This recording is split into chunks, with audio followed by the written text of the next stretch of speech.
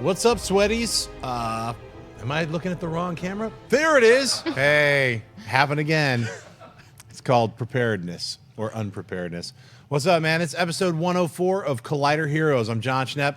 Welcome. We're going to get right into it, but I'm going to introduce the guest first. Over in the corner, we got Robert Meyer Burnett. Hello, and I got to ask all of you, how excited are you for Fate of the Furious? Because I'm really excited. I'm not that excited. Oh. I'm not as excited as that face that you just had. Yeah, that face. You know, I have a natural love of these films, especially The Drift, the third one, and of course Fast Five. Really? You like the third one a Look, lot? Let me just tell you something. If you're a true Fast and the Furious fan, you understand that Han Solo, played by Sun Kang, who really had his debut in Better Luck Tomorrow, Justin Lin's first film, is one of the great characters of modern fiction, modern cinematic fiction, that is. Right, well, you lost and he's got me there. great hair. Tokyo Drift Away. Here we go with David Griffin. I love how you call it The Drift. Right. Like, That's it. It's just called like The Drift. classic, Kind of like The Raid is called The Rad, and The Rad 2 Barandal. Well, I'm excited because next month we get Alien Covenant. Yes. For my birthday. excited That's about our birthday movie, John. That is our Really? birthday My movie. birthday's May 10th. When's your... What? Join the party, son. When's May, your birthday? May 16th? May 15th. What's wow. up, Taurus? Yeah. Yeah. Taurus brothers are going to be partying in May. Look out. You might want to just step out of the way when we're walking through. It's going to be craziness. We got a special guest with us, Megan Hutchison. Thanks for being part of the show. Hi. Megan is a super talented lady who does cool stuff, and she also does comic books like this, which we're going to talk about a little bit later. It's an independent comic published by Image. It's called Rockstars. We're going to get into that later. But you know what we're going to get into first? News of the day. Thor Ragnarok. That's right. The trailer dropped yesterday. What the hell is going on with that trailer? It's so incredible.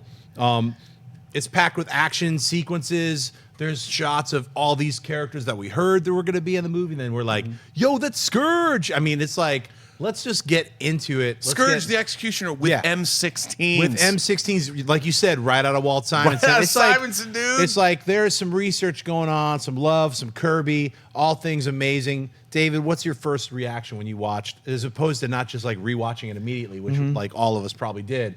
What was your first reaction? Just wow. I mean, it just looks incredible. I love the colors. It kind of reminds me of Guardians of the Galaxy. It has a similar look, which, you know, some people were maybe a little critical on. I saw online yesterday, like, it looks too much like Guardians of the Galaxy. But I feel like Thor's world, of all the Marvel Cinematic Universe, is the most connected to the Guardians of the Galaxy. So the fact that they're going to share a similar look, because he's going around the galaxy, it kind of makes sense that it should look like It Guardians is of the the Galaxy. same galaxy. It is the Yes, same galaxy, not other galaxies, right? So I mean, you know. it makes sense, and I think like the Valkyries looked really cool. You know, that I'm guessing when we see Hela in her old school form, her original form, I'm guessing that's a flashback.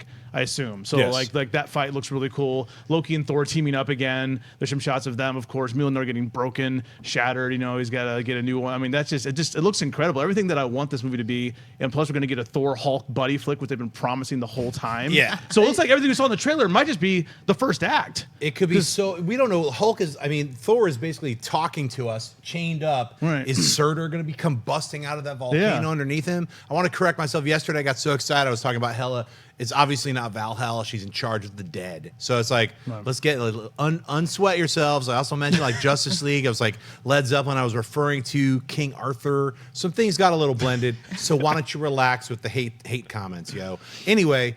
Megan, what are your thoughts on Thor Ragnarok? I'm actually one of the few people that liked all the Thor movies. What I'm most concerned about is Thor's hair. It disturbs me. He looks like a normal dude now. Right. Like a super, super handsome normal dude. Normal dude with two red stripes Yes. going across his Yes. face. That makes him a little less I think the normal. fire burned it off because like he That- had it I in the think that's- beginning. yeah, Now that right. fire comes, and now it's short. He's got a Yeah. perfect haircut. Just Yeah, but now he looks like some dude who works at Starbucks. That you know always what? flirt with when you get your latte, which is fine. You know, he's like He more can always approachable. grow Thor. that hair back. Yes. So that's Yeah, how I just look miss at those it. locks. Robert, well, how about you? Well, I loved everything about it. To me, it struck the perfect tone. It was exactly what I wanted from a Thor film. And the fact that, look, it had the Kirby influence, it had the Simonson influence. It looked, you know, once again, I have to say that it's obvious that the people at Marvel, under the, whatever you want to call it, the tutelage, the leadership of Kevin Feige, have gone back to the source material and are honoring where all of this stuff comes from. Right. And that's what excited me. I really like this sort of shift in color palette, which I thought was great. And look, after seeing the Rainbow Bridge for the first time in the first Thor, I'm like, how are they going to... The thing about the Marvel Universe, I asked myself, how are they going to make Iron Man, Thor, and Captain America work together? Right. I had no idea they would make Groot and Rocket Raccoon live in the same universe. But the fact that they've been able to make all of these work together, and to me, it's a big tapestry. And the fact that they actually went out and got the Immigrant Song, Right. the Hammer of the Gods. You know, I mean, come on, that's about Norse mythology. Mm-hmm. It's not quite, you know, when David Fincher used it in the trailer for Girl with the Dragon Tattoo. I liked Reznor and Karen O's version, Right. but hey, let's get back to that original. Yeah, 1970, son. I mean, yes. Let's talk about Hela for a minute. I think Kate Blanchett is the embodiment of Hela. As when I first heard she was cast, I was like, that's just smart casting. She's an incredible actress. But then to see her in that crazy Kirby bone helmet is just amazing. If you're a Kirby fan and you watched that trailer yesterday, you felt like all of us on this panel elated and happy to see like pure Kirby brought to life. I mean, some of the stuff, like it looks like they're either Celestials or Eternals or I don't know who those weirdos are that are hanging out with Jeff Goldblum, but they look pretty cool. I want to wear one of those outfits for Halloween, you know? Also, too, like, I love seeing Tessa Thompson. Yes. You know, I Oh, mean, yeah. of course, like, she blew up when she was on Creed, but then she's also in Westworld Right. this season, in the later part of the season. Now she's doing this, which is awesome. She looks great. Also, too, like, I don't know much about, again, I started reading comics late, so I've only been reading comics for maybe the last 6 or 7 years. So Kirby, Walt Simonson, all those guys. So I looked up Kirby, Thor, and all I can see is just bright. It's very colorful. Right. And I think the first Thor was dark. Yeah. You know, like when they go with the frost giants, everything's just very dark. Even with the Rainbow Bridge, Sure. it was still dark. So the fact that they're embracing that, like you were saying, that color palette, that's going to be fun to see on the screen. Yeah. Well, it was there in the Simonson era too. Get that Simonson omnibus, son. Yes. Great. Yeah. The four color. I didn't start beauty reading of Thor it. until Jason Aaron, not his most recent run with Lady Thor, but before that, when Jason Aaron first started doing Okay. Thor. That was my first time ever reading Thor. Well, which it's I funny love. because they finally figure out in that run, that Simonson run, hey, let's bring some M16s back from Earth, and like we could use them in Asgard. And the fact that they did that, I was like, okay, you know, that makes it fun. You know, Carl Urban's going to be armed to the gills with M16s, fighting the gods at the gates of hell. Right. Can I say that also what they're doing well is Chris Hemsworth is great at comedic timing. Yes. He doesn't get a lot of credit for that. If you No. watch him, even in Ghostbusters, I thought he was funny. He's Yeah. a funny Yeah. dude. Yeah, he was. Like, he's great. This looks like it's going to be more of a comedy this time. Well, it's definitely going to have comedy aspects. Like this is more of the funny Thor than the serious Thor. But Thor has always been funny, and even in the Avengers, he's half my brother. He's a half brother. He had the little things that he would throw in there, so he's always had that kind of sense of humor. Maybe they're just having more fun with it because they have a director who has more of a sense of humor. So I don't mind anything that I saw. In fact, I like it. I want to have a good time when I see Thor. I don't want to be depressed and sullen. But I specifically want an action film, and that's what it feels like it is. Well, you know, somebody pointed out to me today, they're like, well, you know the line in Batman v Superman when Superman says, is she with you? No, I thought she was with you. Well, that was funnier than Thor saying, yes, you know, we work together. And I'm like, you know what, though? That's situational character-based humor in the Thor moment. He's like, oh, it's my buddy. Right. Like, we're not going to fight. It's Right. all good. That's not like the line in Batman v Superman was just a joke. You know, it's just like a throwaway kind of a... And you know what's great is Let's they go. are going to fight. Well, it is. Something And happens and it was between so- that. Yeah, so I love that. And it just, to me, that's what I want to see. I like character-based situational humor as opposed to one-liners. Yeah. You know, when the humor is derived from who that person is. I mean, to me, Thor's had to kind of acclimate himself to Earth and kind of deal with how do these people have interpersonal relationships with one another. I mean, I've got the Warriors 3 and I'm Thor and we kick ass, but now I have to be nice to people. Why wouldn't he be like, hey, buddy, even though it's the Thor or even though it's the Hulk? Let me ask I you thought guys that a was question. funny. So we saw the trailer. How much of the trailer do you think covers the movie? Do you think it's just the first half? Do you think that you were seeing parts of the end? Let me ask you, Megan. I mean, you saw the trailer. Do you think they're giving away everything? Because No, I don't think so. I mean, they're definitely introducing the main characters, you know, and Kate Blanchett is going to be the most cosplayed female of next year. But Certainly I my think that you're fantasies. right. You brought up earlier that, you know, he meets Hulk at the end of the trailer.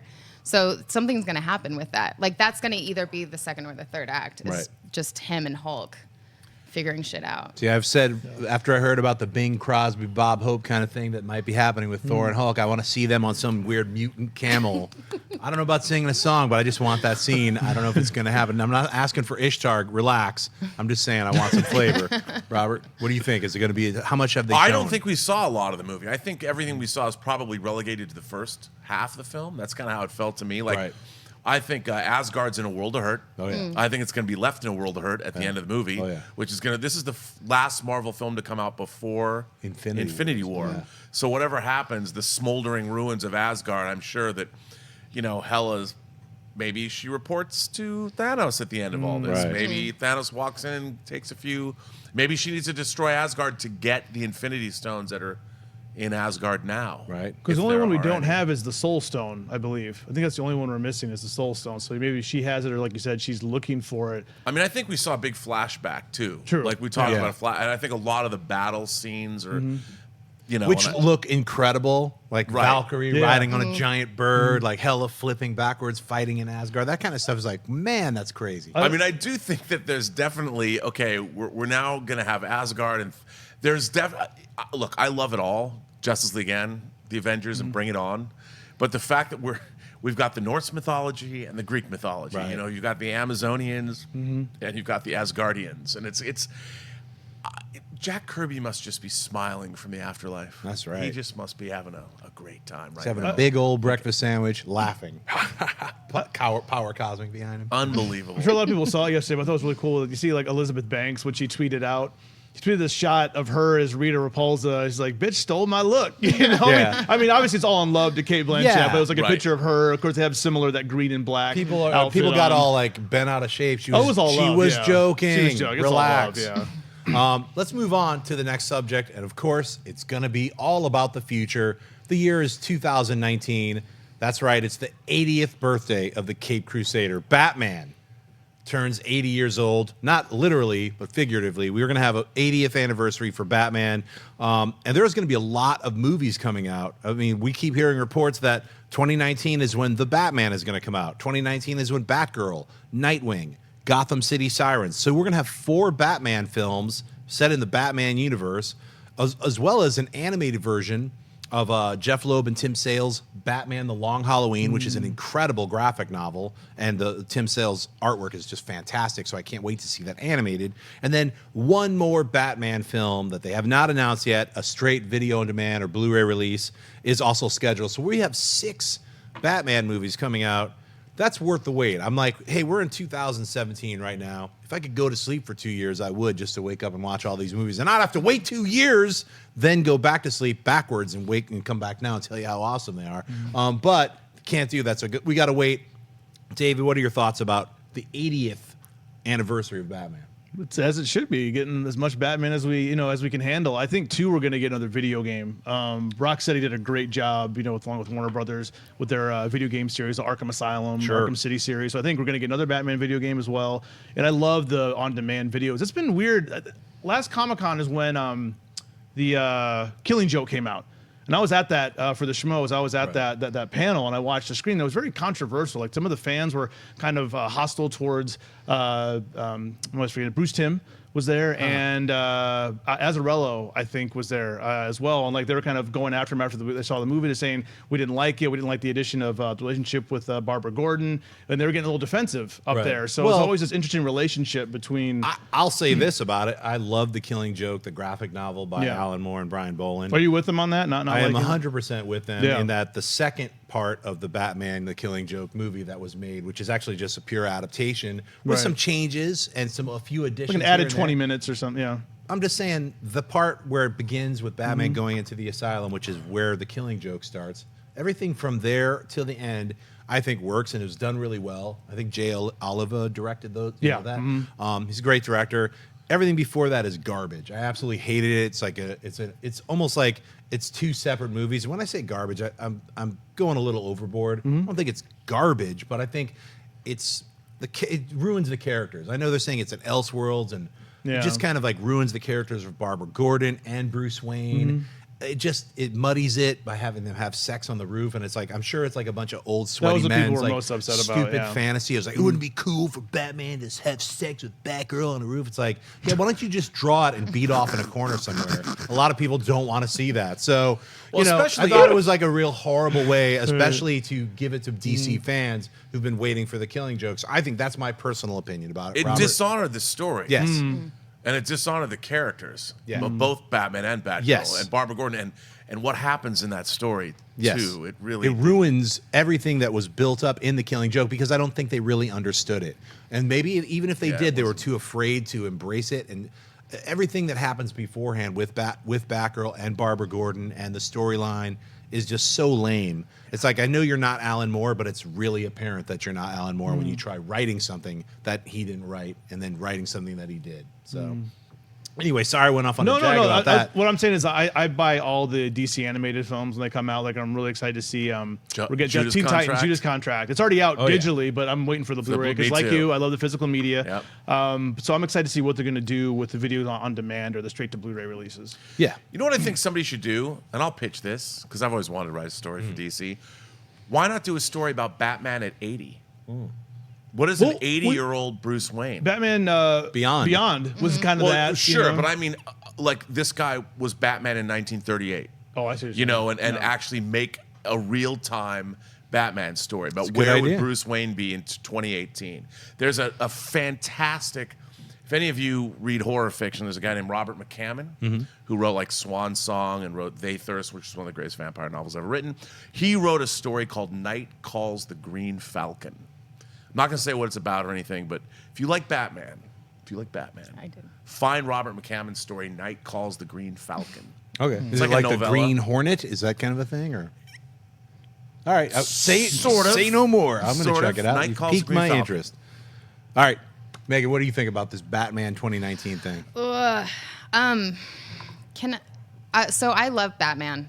He was my favorite when I was a kid. Goth girl, you know, everyone loves like the tortured dark millionaire.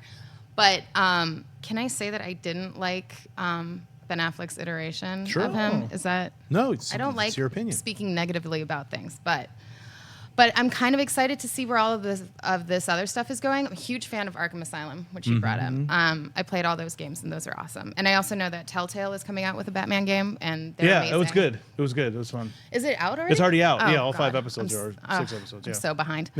I live in a cave. So those I'm actually more excited about that because I think the storytelling in like Arkham I thought was really good. But I never saw Killing Joke because everyone kept telling me how bad it was. Yeah, well, I mean, like I said, the last half of it is great. I mean, So I'll just fast yeah, forward just through. that's yeah. I mean, I endured it because I was like, why is everybody ripping on this? And I got it, and I was like, I see why everyone's ripping on it. It's like it doesn't hold a candle to the actual story. So Yeah, I mean, because that's one of the best. I mean, besides Return of the Dark Knight. The Dark Returns. Knight Returns was done in 2 parts, also directed was by good. Jay Olivan. I I thought it liked was that, great, yeah. and all the additions that they added to it were just supplemental. And additionally, they added a couple extra action sequences at Right. the end, which worked because you're like, hey, we're doing an animated feature film. Why not have some fun? All those things, none of that bothered me. For some reason, this Killing Joke extra like 30 minutes that they tacked on to the beginning because it was so different. The story, everything about it was so different and wrong that it just made me really resent them at doing that. So Now we're getting anyway, Batman and Harley Quinn later this year. yes, That's the one should premiere at Comic-Con. That should be the Comic-Con yeah, one. Batman and Harley Quinn. So I'm looking forward to especially Batman: The Long Halloween, which is a great, really fun story to see that animated. That sounds fantastic. I'm looking forward to Nightwing, done by Adam McKay. I'm sorry, Chris McKay. Yeah. Not Adam. Adam and Chris getting the McKays mixed up. And of course, Joss Whedon is on Yeah. Batgirl, and we've got Matt Reeves on the Batman. So we've got everybody's lined up and ready to start working on it. And I keep hearing everyone's going to be starting to work on it in 2018, like right when 2018 hits. All these films will go into production. So I wonder if they're going to share some of their sets. They're building Gotham.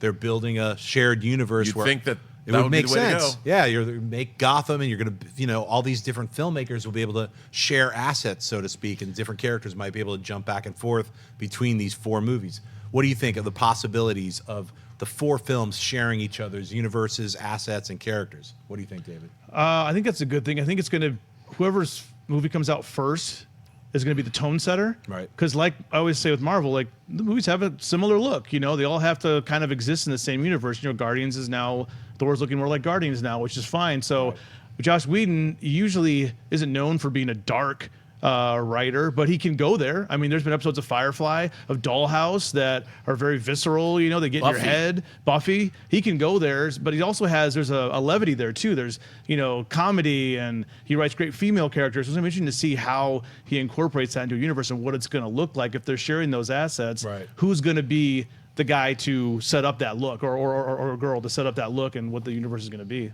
Megan? Well, I just think it's going to be tough if they want to do that, because Batman's had so many different looks, like from, you know, like even from like the animated series, which was like this like Art Deco, and then you had the Tim Burton, and then, you know, the Christopher Nolan. So it's like every time like a director has taken this, you know, this property, they've done their own spin on it, which is what makes Batman so awesome. So it would be interesting if they could all come together like that. But I mean, it just seems that, you know, every director is like definitely taking their own kind of like narrative storytelling, because Batman is so adaptive to that. Sure. I would like to see it done in like a little bit, like if a character dropped into someone else's film, they maintained whatever their kind of character aspects and traits were from their film, but now they're in the other universe. So if Gotham City Sirens is a little more playful, then it should have that playful tone, but maybe the character who drops in might not be as playful. Robert? Well, you're asking a lot of what we've seen coming out of the DC cinematic universe to coordinate 4 different films and 4 different visions of these characters. I guess I don't. That remains to be seen whether they can pull something like that off. I mean, I think it makes sense. Look, the granddaddy of watching that work was Lord of the Rings. You know, the first Peter Jackson's first trilogy, where they made all 3 films at once, and then they worked them and they saw what they needed to change, and they went back and they did pickups for all 3, and it really worked out well. I don't understand why people. I guess they're doing that with Avengers. Right. I don't understand why more of that isn't done, and amortize the costs of sets and costumes between all of these films. And, you know, you have the same production crew, maybe the same production design team that's working from the get-go for all of these films, and then you have different directors and maybe different cinematographers to bring their own look and feel and flair to the films. I mean, it makes sense, and it's a way to keep the costs down. There's no reason why you have to spend $250 or $300 million on these movies anymore. Right. Well, hopefully, maybe they will do that. We don't know. We'll find out in 2 years. I was like, maybe earlier, like maybe when 2018, you know, right when we get around that era when they're like, you know, announcing the production dates on these films, they might say, hey, we're going to do it like Avengers Infinity War. We're building Gotham. So that would be cool. Let's move on to number 3. We've got New Mutants is in pre-production. That's right. Bill Sienkiewicz's New Mutants is going to be coming to the big screen under Josh Boone's adaptation. He was writing it. He's directing it. It's finally moving forward. I mean, we've seen some storyboards. Some certain like animatics have dropped online, especially with the Demon Bear sequence. We know some of the characters who are going to be in there. David, what are your thoughts on New Mutants finally moving into pre-production? It's exciting. That's one of the franchises I'm not as familiar with, you know, from comic books. I'm curious to see where it's going to fit in the universe, because it seems like every time Marvel releases something, I'm not really criticizing them because I love Legion, but Legion has its own little place. I loved Logan. Logan was incredible. Logan has its own little place. Then you have the other X-Men franchises with Fassbender and McAvoy, and then you have, you know, the older ones, you know, we're talking about Jean Grey and Cyclops. They're kind of all in their own little spaces, but we don't really know where they all line up. You know, they haven't really explained that to us. It's not like the Marvel Cinematic Universe or even like the Flash television series where they have Earth 1 and Earth 2. We kind of know where those all line up. So I hope we get some clear direction as to where this is lining up, because that would help me out to, I guess, better understand. We also have material. Deadpool, and we don't know what universe Yeah, that's we don't really know it's they're kind in. of in. And Like, they even make fun of it. Yeah, it's they're in like, the meta hey, world. It's like, which Xavier are you taking me to go see? You know, they actually play with that. So Yeah. Robert? Well, look, for me, it's all about tone. And I think I loved, when New Mutants first started, it was like, okay. You know, it was like X-Men light, but it didn't have its own identity till Sienkiewicz came on board. Right. I mean, I was bummed he'd left Moon Knight, but he came on board, and that's when his style really exploded. I mean, whether it was Legion, whether it was Warlock, whatever he was drawing, the Demon Bear storyline was that perfect synthesis of Sienkiewicz Unleashed, you know, which led into things like Elektra or Stray Toasters, his own work. But I want to see that. I don't know what that is brought to cinematic life. Right. But I want to see whatever that is. You know, whatever I fell in love with Sienkiewicz doing New Mutants, and it was still Claremont writing it. Yeah. But, you know, seeing Magic, you know, or seeing Wolfsbane, or seeing any of the characters in that style, I don't even know what that would be. I kind of want to see that it take place in 1984. I want to see it take place in when it was written. Because number one, that you don't have to worry about timelines and all this other. Well, where does it fit in the X-Men world? It's like it fits right where it's supposed to when it was made. You know, it's like that's an easy way to make it happen. What are your thoughts, Megan? Well, I don't actually know that much about it. I know Bill. We both know Bill. Sure. And I love everything that he does. And like, I agree with you. Like, if they can capture his energy on it, because like Legion was amazing. It was my favorite show of this year. Yeah. Mm-hmm. I mean, it's up there like with Westworld. But you know, like if that's so much fun and it's so different. And what you were saying, like if they can set it in the 80s, because what made Legion so amazing was the time. You know, and it would be so much fun if they did kind of like have it be its own special time and place in history. Yeah. That's a good point I was going to say. That's a great point, Megan, because I know that I don't know where everything lines up in the Marvel Universe right now, but I guess I don't care. Like Legion, you don't really know what the time period is. They never give you a date. So, but I don't care. I still enjoy it. It's just if a good, like Robert, you always say, tell good stories. You know, a good story is a good story, no matter when it takes place, where it is, where it lines up with another movie. If it's a good story, you know, we'll watch it. Well, I'm also getting tired of this melange of eras being melded together, like 13 Reasons Why. You know, you got these kids listening to The Cure's Disintegration, which came out in 1987, and you cannot tell me that, oh, that's what kids are listening to today. Is there? I look and drinking scotch and having everybody's serious listening to conversation. music of their own era. I mean, look, when I was a kid, I loved the Doors. I still love the Doors, one of my favorite bands. But I was always aware that it couldn't have spoken to me then the way it spoke to people when it first came out, because no one had ever heard a rock band with that kind of a lineup before, you know. And it was just, it bothers me. So if you're going to set a movie in 1984, great, because I love all the music, Right. You know. But I want to hear something that's authentic of the time, because if I'm watching a movie about teenagers today that comes, I want to know something about those teenagers. Give me some. Don't throw back music I listened to when I was in college 30 freaking years. Yeah, but ago. what they're telling you is music sucks now, and you should be listening to The Cure Disintegration because it's an amazing album. That's an amazing That's album. what they're trying to say. They're trying to say, check out how lame the music industry is now, that the kids drinking scotch right now in this year, 2017, have to be rocking some The Which Cure. is funny because Selena Disintegration. Gomez was an executive producer on 13 Reasons I Why. So know. it's funny that, yeah. Well, she probably rocks The Cure. probably But does, see, you yeah. know what? That 1-2 punch of Kiss Me, Kiss Me, Kiss Me and Disintegration, it was those two albums together. Head on the door, Come son. on. Well, that was All earlier. right. What about pornography? Yes. Come on. That's you my guys are favorite. getting, you're That's going my deep, favorite. deep Yeah, some early deep on. cuts. Wait, what? The pornography is great. It's a Head on the great. Door. It's my favorite Cure album. Yeah, what's that? Oh, it's an album. What is the Oh, okay, song sorry. that has all three of them what are we playing talking bass? All three playing That's a good bass. question. I Which think album? It's Oh. what is the song? It's like you're watching this live. I want you to tell me, because I'm going to be checking Twitter right before we end. I'm going to answer some live Twitter questions. So if you're watching this live, get sweaty, hashtag Collider Heroes. I got a computer right here with your name on it. Let's move on to minor mutations. Very first one out of the door is The Vulture. Spider-Man Homecoming. We get to see some promotional art showing off some of those costume looks for The Vulture in the Spider-Man Homecoming.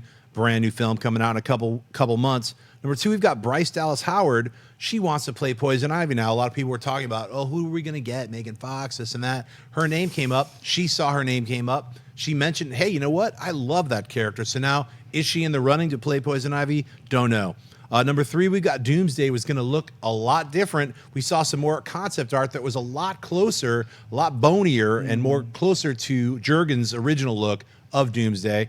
I wish they kind of went with that, because that is exactly how I wanted Doomsday to look like. Number 4, we've got the X-Men Gold artist secretly putting in some intolerant messages into the comic book. So I'm glad to hear that it's being recalled. Who wants that kind of crap going on? Fire that asshole. Number 5, we got Manu Bennett returns as Deathstroke in Arrow. I think that's only good tidings for season 6. David, I want to find out from you what you think.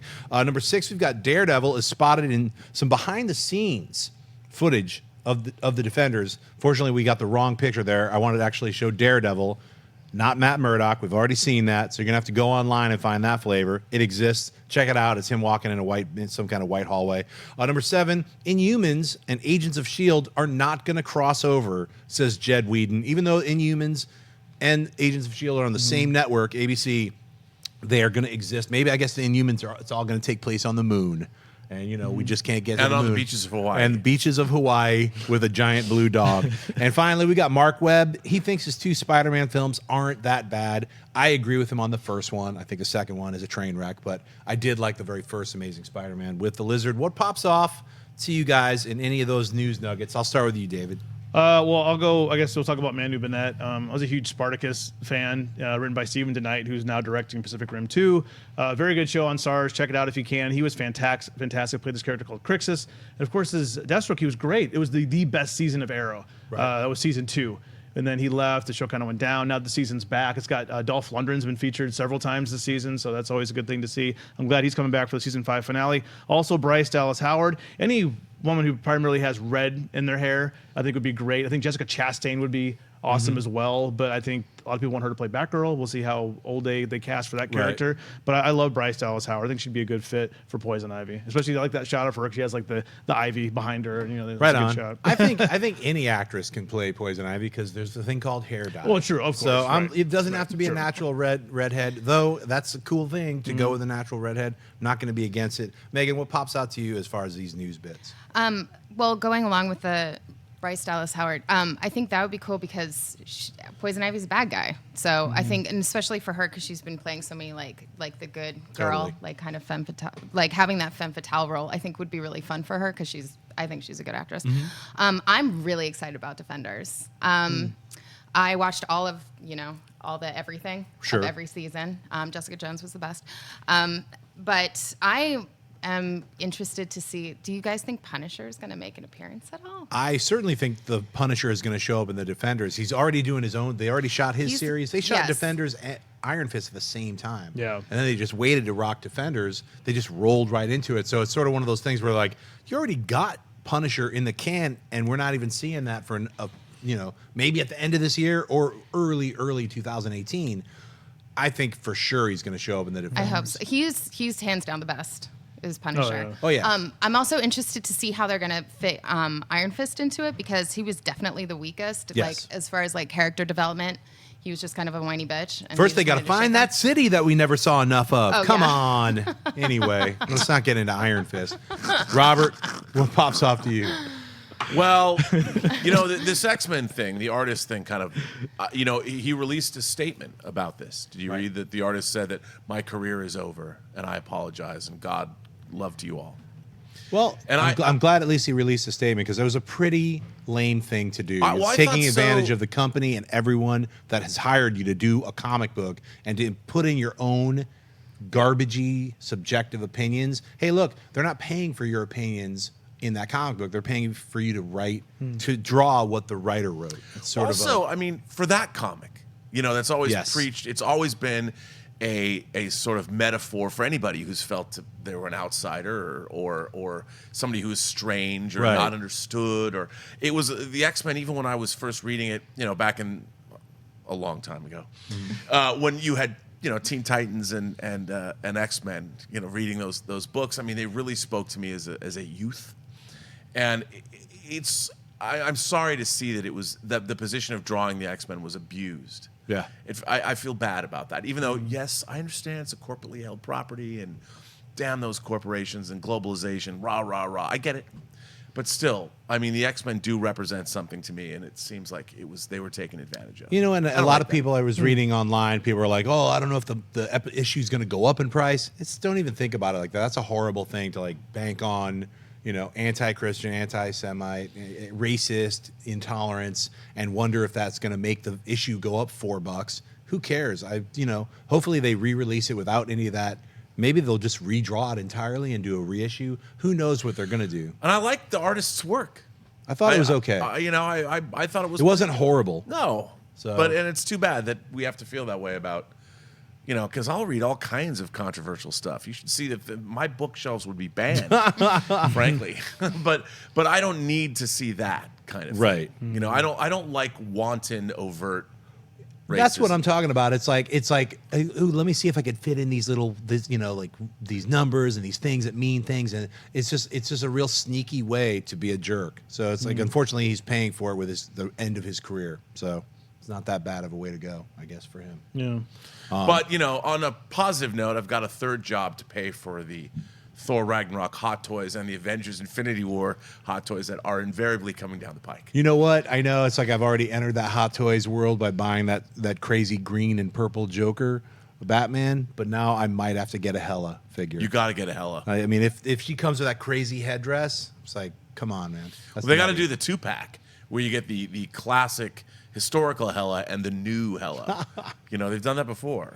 Megan, we're talking about crazy 1/6 scale action figures. That's right. Made by a Hong Kong company called I've Hot seen your Toys. house. Yeah. I know all the stuff that you have in there. That's right. It's No. very impressive, actually. I took a She's- tour yeah. of Sideshow up in Thousand Oaks, and it was an impressive place. I don't own one. I mean, they look incredible. I just every time I see those like $600-700 for those toys, Do you know I what can't next do it. month is? No. It's the supposed release date of the Hulkbuster. Oh, I thought you were going A to say, $900 action figure. Robert, I thought you were going to say next month is our birthdays. It all is of our you- birthday, and all somebody of you better step up, fans. son, because I It need is. that Hulkbuster. I know. Someone's going to have to step up and throw us a birthday party. All three of us, Megan included, we're going to make her an honorary tourist. It's our birthdays. in Mom a said, month. "What did I want?" I talked. My mom's birthday is actually today. She's 78 years old. Yay. My Wow. mom. She asked me what I wanted for my birthday, and I tried to explain what I really want is the Hot Toys Hulkbuster. And she's like, "Oh, that sounds very nice. How much is it?" I'm like, gotta get back to you on that one, Yeah, Mom. I can't ask you to buy me that. My 78-year mom, No. 78-year-old mom could not drop but $900 She's like, bucks. oh, on if it. is it $23? Nah. Well, my mom still sends me gift certificates to Toys R Us. Oh, So, yeah. Go mom. Yay, parents! You guys are awesome, and we wouldn't be here without you. Let's get into the spotlight this week, and it's all about Rockstars. That's right. Check that flavor out. That artwork that you're looking at is done by this lady right here, Megan Hutchison. It's written by Joe Harris, drawn by Megan Hutchison, and it's published by Image Comics. They've got 5 issues that are out at all comic book stores right now. If you're in LA, go to Meltdown, go to Golden Apple, go to House of Secrets, pick up some copies. A lot of them are sold out because it's a really, really fun comic book series. They've done their first arc. They're getting ready to move into their second arc. Megan, tell me about this comic book series that we have right here. Check out this flavor. That's right. A whole bunch of the issues. And it's coming out in a trade paperback. Right now, you can pre-order it on Amazon or anywhere else that you want to pre-order it. It's like $7.99 to get all 5 issues in a paperback version. Rock that. Support independent comics. That's what this is, creator-owned. And it's published through Image. Tell us about Rockstars. So I guess the elevator pitch would be Supernatural meets the X-Files. I like to throw in a little Scooby-Doo in there because I make it a little bit silly because everything I do is a little bit ridiculous. But it's just basically about how, all those like theories behind rock and roll music and when you were a kid growing up and what we were talking about with like Tipper Gore, where they said that there was like music was demonic. We're actually like taking those theories and running with it.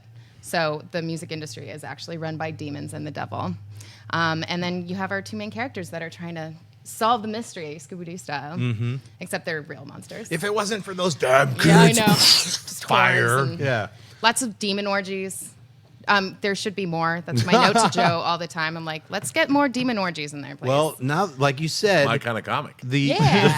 the first 5 issues deal with the 70s. yes. The next 5 issues are going to be dealing with the 80s and demon orgies. What are we looking forward to in the next run? So The 80s. yeah, so 70s kind of like loosely follows this band named Blue Rider, which is loosely based on Led Zeppelin. Please don't sue us. The second arc is a 80s metal band called Shiloh, which is a lot of influence from like Megadeth and Iron Maiden. And then if we do with the third arc, it's going to be 90s hip hop. Nice. Wow. So we're going to go after like all the conspiracies behind like Death Row Records. Oh, Wow. Which- yeah. Nice. Which I'm really, really excited about because now we're kind of getting into my music. I grew up. I'm a child of the '90s, so it's like I grew up listening to metal, but like '90s hip hop is kind of my jam. Totally. '90s hip hop and goth music, it's Well, like peanut butter and jelly. You got 90s hip hop, also has Public Enemy, has NWA. Yeah. You got a little Sun Ra going in there, some Mothership, all kinds of. Well, that's not really hip hop, but it's No. part of that world. I loved I mean, I have not read the book yet, but having just give your artwork a cursory glance, I love your art. Thank you. I love the panel layouts that you do. What are some of your comic influences? I have many. I grew up, reading comics. I actually grew up reading X-Men when I was a kid. Like the golden age of X-Men in the 90s. Mm-hmm. But I guess, I don't know. I mean, Frank Miller and Mike Mignola, I pretty much bought every single book I could get a hold of when I was a kid. Yeah. My parents didn't really look through it, so they didn't see how violent or sexual it was. Right. So I'm like a 10-year-old just reading Frank Miller. I'm like, boobs. But he's definitely, they're both big influences. And my background's in design. So, they're both big, kind of design oriented, Now, were you trained? Did you go to a design school or a college or self-taught? How did you I have two develop your- very worthless degrees. I did my undergrad in graphic design, which I guess is a good basis. Yeah. And then I actually went to film school, so I have my master's in production design. And I made movies for 10 years. Oh, wow.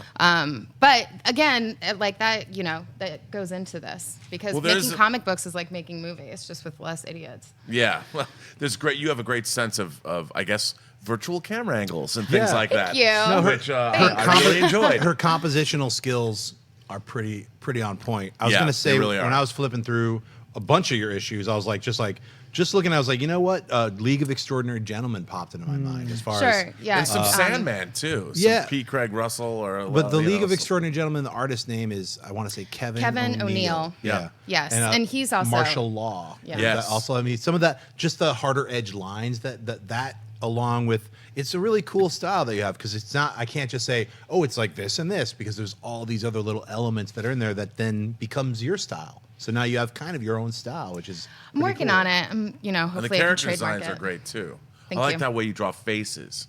There's kind of a weird anime that not really, but you kind of have that. I liked it. Thank you. I can't wait to buy the whole book. Did you and Yes. Joe come up with the idea together?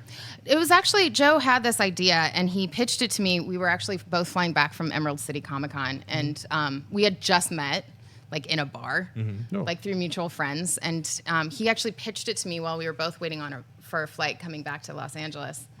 And I was like, oh, that sounds fun. So I drew, some characters and threw it at him and it kind of Snowball. from there. Yeah. Yeah. No, that's cool. awesome. That's the way some of the best stuff happens. Yeah. But it took about a year and a half for it to get off the ground. There's actually a year difference between issue 1 and issue 2. So if you don't like what issue 1 looks like, because my drawing improved between issue 1 and issue 2. And looking back on it, I'm like, but every artist feels like that. You just gotta let go and move on. Definitely check it out. It's called Rockstars. Like I said, you could pre-order the graphic novel, the trade paperback. It's available on Amazon.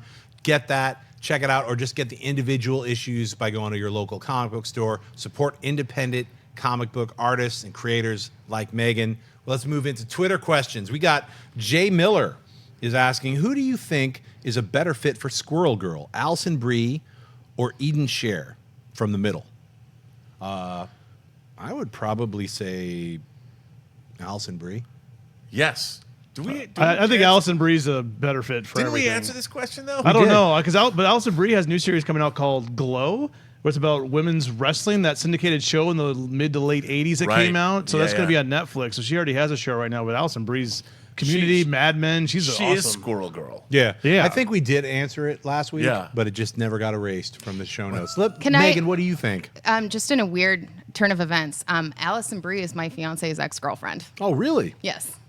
There you go. Well, Hollywood Do we is not this like big. her now? Because No, I'm going to come in on I- your side. Wait, Whatever are you you say. serious? She's This is lovely. interesting. I'll have to talk to you off camera, but my roommate was friends with Alison Brie's boyfriend back in the day. We lived on the West Side, so I wonder. Is his name Mike Green? I'll have to ask Liam. Yeah, I'll have to ask. That's funny. All right, That's cool. Shit just got real. Small town. So if you ever do come into LA, it is a very small town. Yes. Let's get to the next question. C asks, was that Bishop from X-Men Days of Future Past in Thor Ragnarok trailer? I haven't seen anybody else talking about that yet. Well, C, because it wasn't Bishop. It was Hemdall without his helmet. A lot of people thought that was Bishop, because it's a real quick shot. I can forgive. Well, that was Idris, In yeah. fact, somebody even said that who works here at Collider Movie Talk, and I had to be like, Ellis? No. I was like, listen, you got to watch it again. So believe me, it's not Bishop from X-Men. Just clarifying that. It's Hemswell. Does anybody else have anything to add to that? No, I mean, and he looked badass. Yes. What can you say? Hair was growing. The Yeah, hair growing out. we don't know beard's what's a little happening. thicker. Yeah, you know. He's not in charge of the Rainbow Bridge anymore. Some bad stuff happened on Asgard is all you can really guess from seeing him do that stuff. You know, maybe like in Coming to America, they're going to get some soul glow. Remember that from that? Remember that? Right? You All right. never know. Next question we got. Bernard asks, what do you guys think is the reason for the Marvel comic sales going down? So I guess Marvel comics are in a little bit of a slump, and DC has been kind of like really taking over the top 10 category. What do you think? Did you see David? what one of the executives said about that at Marvel? They said like, oh, well, I guess people aren't really into diversity, so all the female characters and different, people of different races we've been using isn't effective. I'm like, one of the executives said, I can't believe he just said that. I read that as that. well. I thought, wow, when is that guy going to get fired? Because that's one of the dumbest things I've heard in a long time. So if he goes back, I don't know what he means by that, but if he's meaning like, so if we go back to just having white people and men and everything, like its sales are going to go back up, that doesn't make sense. It was a really backwards statement. I mean, it didn't make any sense. It was sort of like, are you going to blame because like because Jason Aaron tried having a female Thor? You're going to say sales went down because it was a female Thor or a black Captain Because America? we see, I mean, I know I do more, Collider TV talk, and in TV we see diversity's growing. And you watch 13 Reasons Why, very diverse cast, Really huge diverse numbers. cast, Yeah. yeah. I mean, Empire is mostly black. Hey, That's one of the highest. I got rated a shows wild, on crazy TV. theory as to why weird. Marvel's comic book sales are going down. It's because you have too many crossovers. And you don't have enough standalone issues, and you can't tell what comic is what comic. It's like, I mean, you have an amazing array of incredible artists. You should let them stand on their own. You have an amazing group of writers who probably have their own stories that they want to tell for each of those selective comic books. I mean, I think one of my favorite comics that came out last year was The Vision. If you read the 12-issue comic book series, I can't remember off the top of my head who wrote it. I thought it was fantastic. It's like, was it interconnected or interwoven with some Secret Wars bullshit? It's like, that's what I think is killing a lot of comic books, where you have to buy like 70 comics and all the writers are kind of forced to like, well, you have to tie in the glowing egg. It's like, let people just tell their stories and let the characters exist on their own. That's my personal opinion. But anybody want to add anything? Well, I agree with you utterly. I mean, when I was growing up reading comics, why did you read comics? Because the stories were, you couldn't believe what happened. In Born Again, in Daredevil, when Matt Murdock goes home and his tenement building falls down. Right. I remember thinking as I'm reading this, going, no way. And that was the last page of that issue. It was the last page of that issue, and he says he has the Daredevil costume in his hands. He's like, Kingpin, you shouldn't have signed it, because he wanted Matt Murdock to find the Daredevil costume, or at the end of Watchmen 11. I remember getting to the end. I was so riveted by the Watchmen story. yeah. Now it seems cliche. We bought it issue by issue, kids. And when you get to the last page of issue 11, I'm not some Republic serial villain, Dan. I did this 35 minutes do you think I ago. would explain? And then you turn the page and you realize when you have Dan Drieberg and you've got Rorschach, there's that panel with the two of their heads, and they're realizing just how they really are and how New York is basically gone. I remember sitting there reading a comic, feeling that whoosh that comes over you. No, I am your father. That whole that whoosh that happens when something amazing happens in your mind in a story. That feeling you get. Miracle Man 15, the last two pages after Kid Miracle Man destroys London, and those last two pages when he makes them turn back into a kid, and it's like Miracle Man is like a grown-up version of Shazam. Like all the horrible things that would actually happen if those characters really existed on planet Earth. If you haven't checked out Miracle Man, it's incredible. But those last two pages literally gave me goosebumps. They were so horrifying. But that's why you come back. Like, I don't care. Like you just said, the stories have to be great. And what's great is a focused story that's well realized and well thought out. You want to believe that the creator has something going on. Right. That they're putting this down on the page or putting it, they're drawing it on the page because they have command. And what they're doing is they're commanding your intellect. Yeah, and they can't do They're that when they playing have you. 67 tie-ins and crossovers. That just doesn't work. And you have like 4 editors like, all these characters have to show up for the MacGuffin. It doesn't work, and it drives sales down because there's no reason for me to collect these 12 issues or wait for the trade paperback because it's all tied in with some weird, stupid story that I don't care Or about. Marvel brought in, they brought in a great literary figure to write Black Panther. Yep. And suddenly there was those sales were huge. Right. Because Black Panther was getting covered on NPR, and people that wouldn't normally read a comic book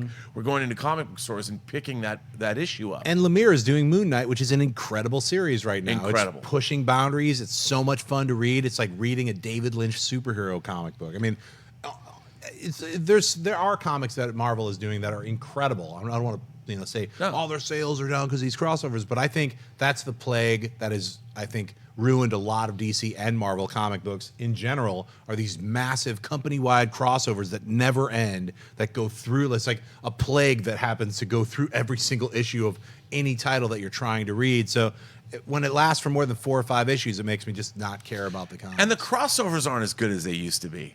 Like, when you read Crisis on Infinite Earths, that was like, wow. Or some of the X-Men. I remember reading the Mutant Massacre. Right. When Madeline Pryor went all full demon and took over New York City. I couldn't wait for that Why? stuff. Because they were events. Great. They were events. Like towards the end of the year, an event would happen. It wasn't like, every 2 months, here's some other like 400 issue crossover. That means nothing. Law of diminishing returns. Let's move on to the next question. Jack Healy asks, one of my favorite final battles is OG Superman having enough and defeating the Anti-Monitor. That's from the Crisis on Infinite Earths that we're talking about. Good. Marv Wolfman, George Perez, get that flavor, son. How about yours? What is your favorite battle in a comic book? That I'll just say I just mentioned mine, which was like Miracle Man number 15. Yep. With the horror of what would actually happen if 2 superpowered characters fought in a city. How about you, Robert? Well, yes, I would have said that as well, because you have a character, the villain is literally beheading people and sticking heads on pikes and slaughtering the population of London, daring Miracle Man, like, come here, buddy. Yeah, that's right. How long is it going to take? How many people do I have to slaughter before you show up and do your work? But you know what? One of my favorite things in any comic book ever, and I thought for sure Joss Whedon was going to give it to me in Avengers: Age of Ultron, is from Avengers 22, the George Perez, Kurt Busiek. Right. Busiek. When they finally go to take out Ultron, who's also killing lots of people, and the Avengers just batter down the door, and it's just one small panel, but all the Avengers are beat to hell. Thor's costume is wrecked. They're all bloody. And Thor's just standing there and says, Ultron, we would have words with thee. I was like, that's it, man. I got up out of my chair and was like, yes! You know what? Let me get sweaty about one panel from Superman Annual number 18, written by Alan Moore, where it was like, it was for the guy who has all the gifts. I can't remember what the comic was called, but for the man who has everything. And so it was basically like drawn by Dave Gibbons, Alan Moore jam. It's like at the Fortress of Solitude, Batman and Robin and Wonder Woman all show up. It's like, yo, it's Kal-El's birthday. And they show up. Hey, what's up, everybody? It's all empty. And Superman is just laying there with this weird, creepy, organic kind of alien thing, like wrapped all around him. And he's in a catatonic state. So basically, this villain, Mongol, has thrown this, I think it's called the Black Rose or something, this alien thing that gives you your heart's desire. So anything that you secretly wished for, it'll just throw you into a coma, and then you're reliving that. So basically, Krypton never blew up. He has a family on Krypton. He's living this entire life, which is a lie, while Mongol's like, I'm going to destroy Earth or whatever. So a bunch of stuff happens. Obviously, Superman gets freed by Robin, who has these gloves, and he throws it on Batman. So then Batman gets jacked, and so you get a couple of quick images of Batman through this catatonic state. But my favorite panel is when Superman finally gets Mongol, and he just says, burn, and his eyes are bright red, and he's just laser blasting Mongol for basically making him go through a lie, where he just lived an entire life where he had a family, he had children, and as the flower is being pulled off of his body, he's holding his son. He's like, I don't think you're real, and his son is disappearing. It was such a mind screw. It was so emotionally horrifying. So that it was great to see that one moment of reckoning. Megan, anything pop off to you as far as your favorite sequence in a comic book? I think, from a kid, as a child, the one that stood out was going back to Dark Knight is when he's beating, Superman up with his giant Krypton gloves, and he's just like this like hulking, old, bitter, broken man just beating the living crap out of Superman. Because I am not the biggest Superman fan. I think he's too good. Right. And so it was kind of cathartic. It was. I'll have to admit that I think a lot of people when that comic came out felt that way. That Superman in that time period, I think it was like 1984, 85, maybe. Oh, sorry, 86 when Dark Knight came out. Superman had this run where I think John Byrne was just doing it. He was like kind of a little bit too much of a goody two shoes, which it's, look, we all love Superman, the Christopher Reeve Superman. There's certain things about him, but there was just something about him that Frank Miller kind of latched onto. He was like, you're just a government, a pawn, and made him this kind of a big jerk. And Batman was like, it was so satisfying to be like, you're gonna remember when I kick you in the face and electrocute you, and all the scenes where you're like, that's right, do it, Batman, get him. You know what I mean? It was like, ah, which unfortunately, Batman v Superman didn't capture any of those emotional moments that we all wanted to see from Dark Knight Returns. It emulated it, but if you really want to get that kind of flavor, you have to read the comic book Dark Knight Returns. David, what pops off to you? I mean, for me, it's probably the death of Superman, because of how young I was when it came out. It's 92, so I was 8.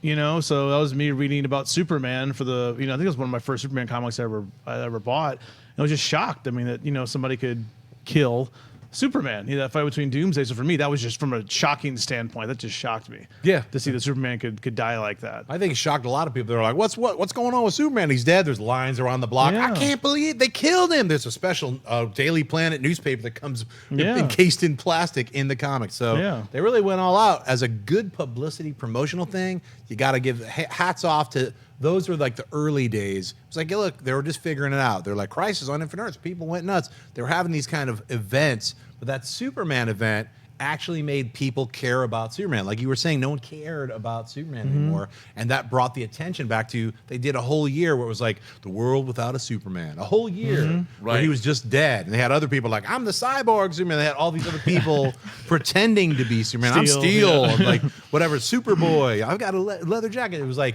bring back Superman. You're finally like, these are all pretenders.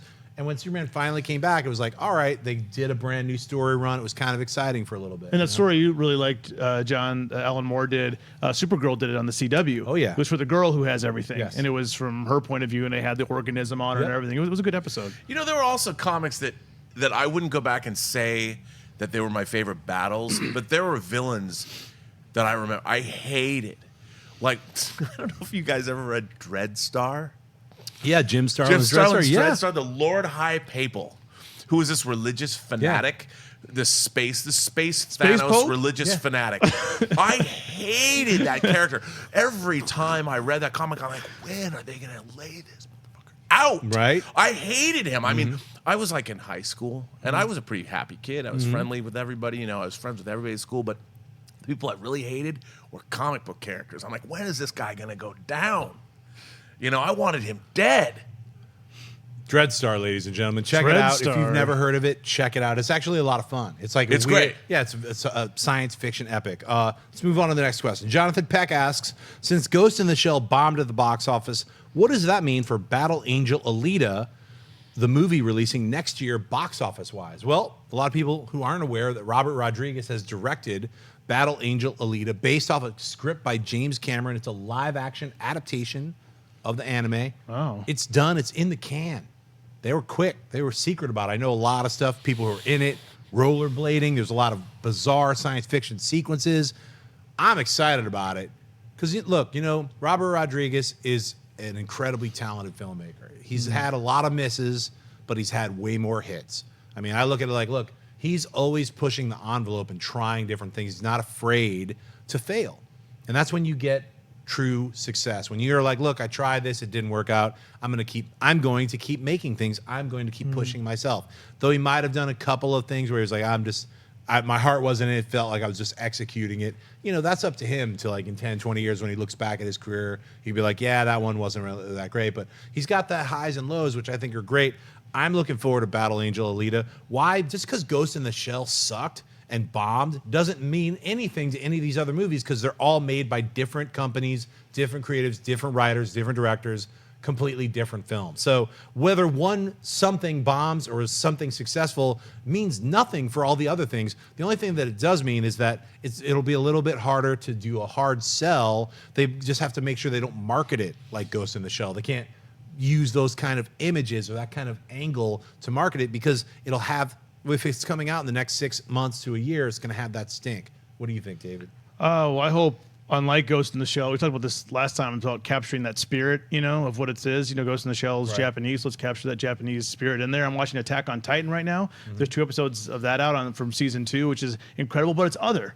It feels different. Like when I watch, it's wacky. It's wacky. Like what am I watching right now? Too, Voltron, Legendary Defender on Netflix. It's incredible. It's a DreamWorks American-made production, but it's so incredible. But it feels different than Attack on Titan, a very different style. So, but Cameron doesn't come out and do things unless he really seems that's important. I mean, he's always underwater exploring the abyss or something like that. He only makes a movie every 10 years. So the fact that he put time and effort into this, I think that tells us something. So if they market it correctly, and don't try to direct it. Yeah. Direct it. Don't butcher it, in the editing room. Hopefully it's, it's going to be good. Yeah, I was going to say you got to be watching One Punch Man. Get in on One that. Punch Man is so good. much I think fun. it just started production season 2 right now. I love the sense of humor of that anime. It just makes me laugh. It's so awkward and weird. But Ghost in the Shell, Battle Angel Alita, what do you think?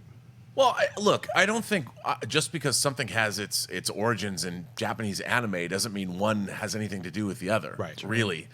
I think the real problem with Ghost in the Shell for me is that, look, we had Westworld come out. We've got a sequel to Blade Runner coming out. I mean, all the way back to 1982, dealing all the way back to 1927 in Metropolis. The character of Maria when she's reincarnated as a machine. The whole idea of what does Ghost in the Shell mean? It's basically like, oh, hey, Mom. I mean, that movie, it's like, find your mom, and that's it. The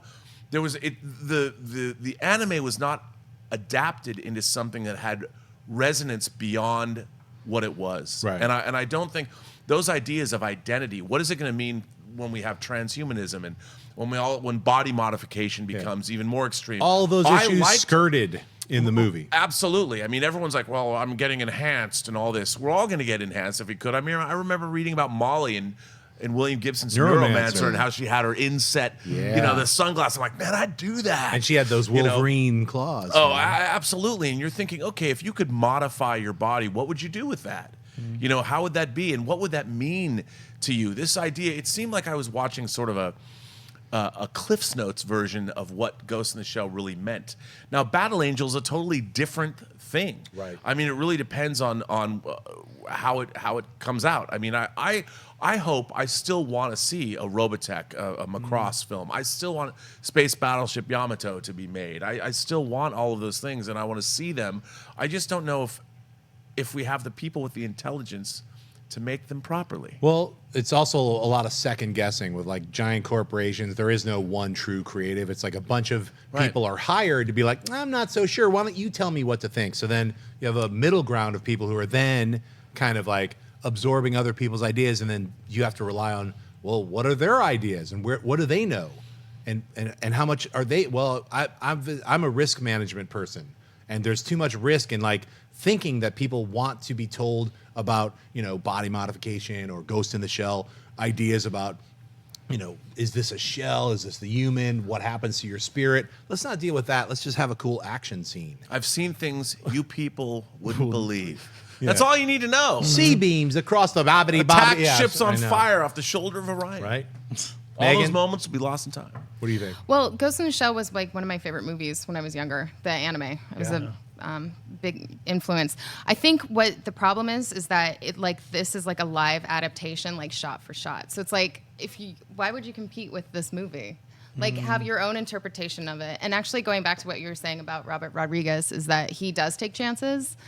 So I think that it has like a better chance of being like a good movie if he is using his voice and it's not just like a remake of a cartoon. And also, I know that this has been like James Cameron's passion project for a really long time, and that guy does not let things go. I don't always like his movies, but it's always like quality. You know what I mean? So it has all those things going for it, which I think are going to make it hopefully more successful, but probably a better movie. Without a doubt. I mean, it has so many more things as far as the people involved in it than Ghost in the Shell had. And that Ghost in the Shell did do, they tried to just copy scenes without any of the resonance, without any of the actual reason those scenes exist. A complete from top to bottom misinterpretation of those scenes. So that's why I don't think Battle Angel is going to have those kind of problems. Next to last question we got is Emil Johansson asks, do you think there will be more Celestials in Infinity War? I think you're going to see some Celestials in Guardians of the Galaxy Volume 2. I think you're going to see some Celestials, possibly Eternals, in Thor Ragnarok. So you can bet your bottom dollar that Thanos is not the only guy in outer space in the Infinity War that's going to be happening. You're going to see Eternals. You're damn well going to see Celestials. You're going to see the Power Cosmic. You're going to see a lot of cool stuff in Infinity War. Anybody, what do you guys think? Megan? Yes. Robert? I think absolutely. It is called Infinity War. That's right. I think infinity covers a lot of things. It's kind of a big number. Yeah. Celestials Celestials are number big. as Yeah. it would be. That's right. David? Oh yeah, definitely. I mean, I think we saw from the Thor trailer, like they are embracing the crazy, so we're going to get some of that crazy. Hell yeah, let's get some of that crazy sweaty question of the week. That's right. Comes from the sweaty nerd, Darth Dunculus. If Sony keeps putting Spider-Man villains in the Spider-Verse, who will he fight in his movies, Paste Pot Pete? He had to throw that Paste Pot Pete in there. But if Spider-Man ends up getting into, he's in the Marvel Cinematic Universe right now. We got Vulture. We don't know what other characters are going to be used in the Marvel version of Spider-Man. Let's just say that they use Kraven, because everybody wants to see Kraven. And let's say they can't use Venom. Let's say they pick another villain. Spider-Man villain. I don't know. I mean, Pick one they haven't used yet. Mysterio. Okay, so Mysterio. We all talk about Mysterio. I know, I wanna see Mysterio. Spider-Man, when I think about their villains, though, how many good villains are there really that you could put in a movie? That's the real problem, is a lot of these... Second tier. I love Batman and the Outsiders, but I don't think the nuclear family is going to be great on the big screen. Right. I mean, Doc Ock from the Sam Raimi, universe was that was the best one. We saw was Alfred Molina playing him. That was probably the best villain. They've never done Green Goblin right. Right. Yeah. So, but they got to retire that for a little bit. So I would say let Spider-Man exist in the MCU. Let's see Scorpion. Like, you can see characters that are derived from Tony Stark's technology, i.e., or the Tinkerer. Remember, the Tinkerer is going to be the main bad guy of Spider-Man: Homecoming. You haven't seen him yet in the movie. You haven't seen him in the trailers. They're really pushing up the Vulture and the Michael Keaton Tomes character, but the Tinkerer is the one who's building all that technology. So the Tinkerer could build out the Scorpion's outfit. The Tinkerer could help build out an enhanced Mysterio's kind of special effects, game. So I would like to see that be the Marvel Cinematic Universe. And when Spider-Man does end up going back to Sony, which that character will, but we're talking about like 7 or 8 years from now, when that does happen, then I would like to see the Osborns, and I would like to see the Green Goblin. I would like to see, that whole storyline done correctly. So that's my feeling. Anybody else? What about Black Cat? Well, Black Cat, they are actually going to be using with Silver Sable as part of this Spider-Verse that's separate from Marvel. But yeah, they I announced. love her. Isn't there Yeah. like Shock Guy, like an Earthquake or something? Or am I getting these names mixed up? I'm probably a bad nerd right here. Sounds like a dude. It's like a shock. I played the video game. There's Hey. a guy who has weight, like shock waves. You know what I mean? It's like blah, blah, I blah, know blah. what you're talking about. You mean the Shocker? The Shocker? He's in Spider-Man: Homecoming, but Shock Guy, I like that guy way better. I don't know. It's like, David, do you even know anything about Spider-Man? Well, when he fights Earth Number and Shock Guy, those are the characters that I prefer. I'm just making up people now. I mean, I would love to see, why not create a villain for the movie? Oh, yeah. I mean, I new understand villain, there's yeah. a whole, you've got how many years of characters, but it might be interesting. Like, I would love to see a villain that's in high school, not like the Osborn kid, but what if Spider-Man had somebody that was his equal, that somebody knew that reflected his day-to-day problems? I mean, these villains, at the end of the day, I understand you have to have a villain, but let's see Spider-Man have, why not send Spider-Man to Europe in a movie? He does. He goes in Spider-Man: Homecoming. Well, no, but he I hangs mean, out in Germany. like he goes overseas for like a year to become an exchange student. How does Peter Parker handle Euro trash. I don't know. How does he take out the Euro trash? I would love to see him be an exchange student and fall in love with a French girl. Spider-Man in Paris. Right. You know, who knows? Why I'd watch not? it. I'd The watch it. 8-episode Netflix romantic comedy, Spider-Man Hey in man, Paris. I'd love to see Spider-Man like in Midnight in Paris, Hey, it where he could gets work. picked up and goes and hangs out with Scott Fitzgerald and Hemingway. That'd be great. This is a Why very not? a strange multiverse question because that's not going to happen in the real world. No, but- I know. You know what? Let's get out of here. That's episode 104. I want to thank everybody who was here, starting with David Griffin. Where can people find you online? You can find me on Twitter and Instagram at GriffinDE. Of course, Collider TV Talk every Monday. Also, I will be at Star Wars Celebration, leaving tomorrow, flying out to Orlando. Going to be covering it with Collider and the Schmoes. Awesome. Megan, where can people find you online? Also, Twitter, Instagram, at Black M Art. Right on. Thanks for being part of the show. Thank you for having me. This was awesome. Robert, where can people find you? Well, after I have pre-ordered her graphic novel at Amazon.com, you can find me on Twitter at BurnettRM, on Instagram at RMBurnett, or on Facebook at Robert Meyer Burnett. Right on. You can find me on Twitter and Instagram just at Jon Schnepp. Go out and get my Slayer comic. Issue 2 just came out this past week. You can find it at any comic book store anywhere around the planet. Go buy that. It's fun. It's exciting. It's violent. I'll see you guys next week. Hey guys, if you like this video, click the thumbs up button. Also, make sure you subscribe to our YouTube channel. It'll help you stay up to date with everything we've got going on here at Collider.